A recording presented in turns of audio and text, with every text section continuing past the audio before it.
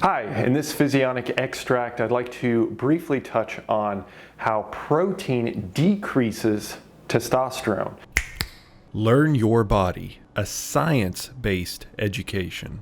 Now, I was investigating this paper looking at lifting's impact on testosterone as well as its impact on cortisol, and they also looked at macronutrients. So they looked at lipids, otherwise known as fats, and they looked at saturated fat, monounsaturated fat, polyunsaturated fat, as well as proteins and carbohydrates briefly.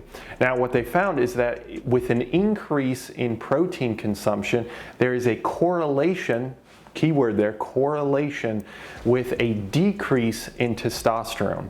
Now, why might that be? Let's assume for just a second that protein reduces testosterone. There's a causative effect. It's not just a correlation, there's an actual cause and effect relationship there.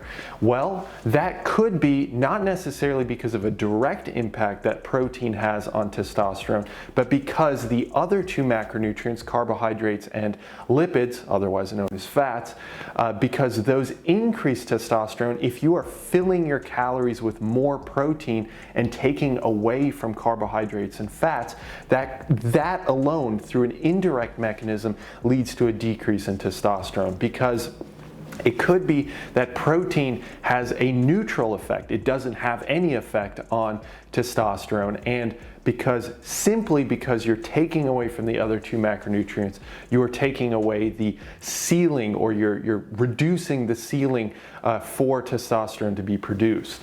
So it's something to consider, but ultimately, again, do we actually know if protein has an impact on testosterone based off this paper?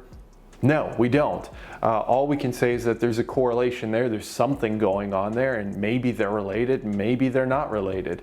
And that's certainly something that we would have to investigate with further research. But I did find that really interesting about this paper, and they did mention in the paper that there are other studies that have shown that decreased protein increases testosterone, and increased protein decreases testosterone. So it's not just isolated to this particular paper. But if you would like to investigate yourself, you can check it out. I will have it linked in the description box, and you can interpret the results for yourself. Otherwise, you can also check out my video, my long-form video dissecting all of the figures of that paper myself.